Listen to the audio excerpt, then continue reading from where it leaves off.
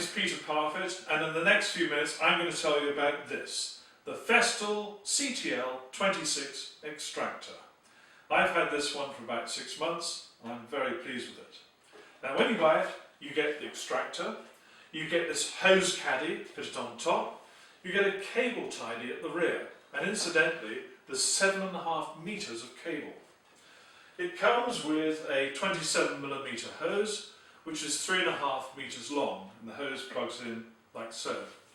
It also comes with just one Cleantex self-cleaning filter bag, and I'll talk about these in a minute. Now the machine has caster wheels at the front and large wheels at the back. There is a brake, and so you can wheel the machine around. I'll apply the brake so it doesn't fall off the bench. It's a powerful machine up to 1200 watts, and that power can be adjusted here. And when it's at full power, it's delivering 3,900 litres a minute of suction, and that's at a rating of 24,000 Pascal. Now what that set of figures means is that this is a particularly powerful workshop extractor. Now the control here at the front is the on-off and auto control. You can put it in a manual position where the machine starts up and it stays on all the time until you turn it back to the central off position. You can put it in an auto position. Then if you have a power tool plugged into the socket at the front, when you start the power tool, the extractor will automatically start. When you turn the power tool off, the extractor will run for a few more seconds and then switch itself off automatically. I've installed a second socket at the front here, which is an optional extra provided by Festool. There is a carrying handle inside here which you can't quite see at the moment. It has a noise rating level of just 71 decibels, and that means you can use it all day without ear defenders. I'm going to now show you what goes on inside. Now in order to install a new filter bag or to change the one that's in there, you have to remove the motor unit. There are two catches, one either side, and all you do is you put a thumb in there, like so, same on the other side, and lift the motor unit away. Now I have a brand new filter bag which I put in a few minutes ago. It's held in with a catch here, the green catch, and that is the new filter bag. You can see there's a cardboard support at the front end of the filter bag, and that fits over the end of the nozzle which comes in from the front of the machine, and you then allow the catch to go down into place. Now I should point out to you just how clean the inside of this whole body is. I have not cleaned that. That is exactly how it is after 6 months of use. I find that quite amazing. Now these filter bags are very clever. When the machine is running,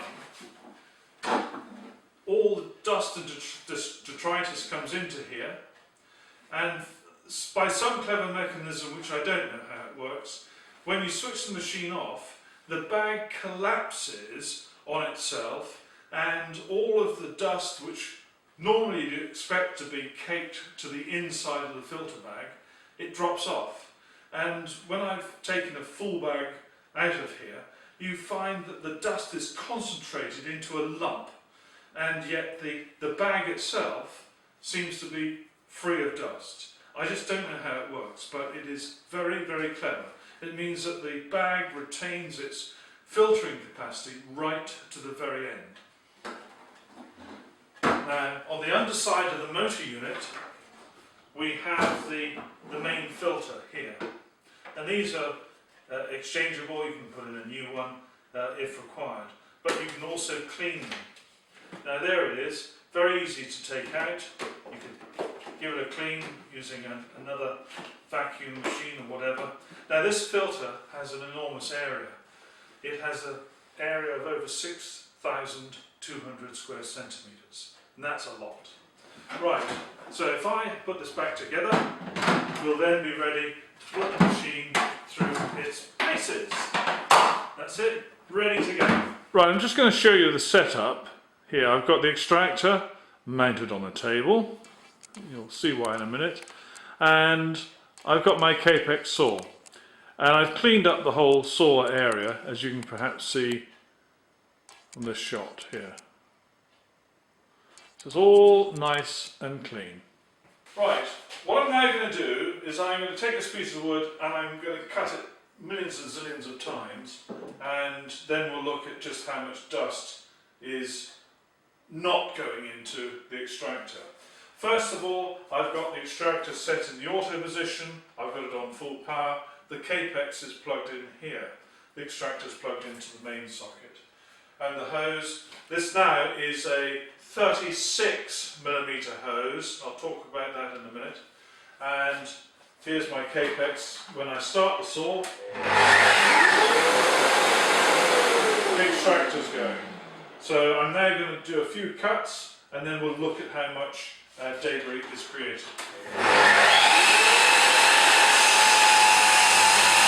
Well, I just don't know how well this shows up, to be honest, but I've done more cuts than I filmed, and quite a few of them there, and there's hardly any dust to be seen around the saw. There is some, you'd expect some, but it's not a great deal. That's pretty impressive. One of the most difficult machines in the workshop to pick up dust from is a radial arm saw or something like the Capex here, because they're chunking into wood, it's going into sawdust all over the place, and getting the right amount of suction here can be difficult. What I chose to do was to use a 36mm hose to give the maximum suction here at the point of sawing, and I thought the little demo really did prove that even with a saw like this it can be done. There are other tools like the TS55 and this big router, the OF2200, which really do benefit from having the 36mm hose. But tools like the Domino and my Rotex 90, they're perfectly okay with the 27mm hose which is supplied with the extractor. Perhaps it's a pity that if when one's buying an extractor like this and you know you would perhaps benefit from the 36mm hose, it's a pity that Festool don't give some sort of deal at the time of purchase of the extractor whereby you get the 36mm hose a little cheaper. But there we go, there it goes.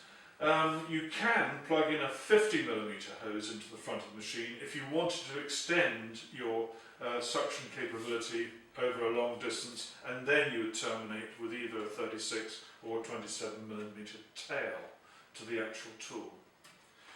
Now, I think that despite what I said about having to buy the 36mm hose, I think that this was a good purchase for me. When you try and judge any Festool piece of equipment, it's very difficult to judge it entirely in isolation because they're part of a family. And it may be because they share common accessories, or in this case, all of these tools have one important thing in common, and that is this extractor. And my satisfaction with all of these tools has a huge amount to do with this extractor.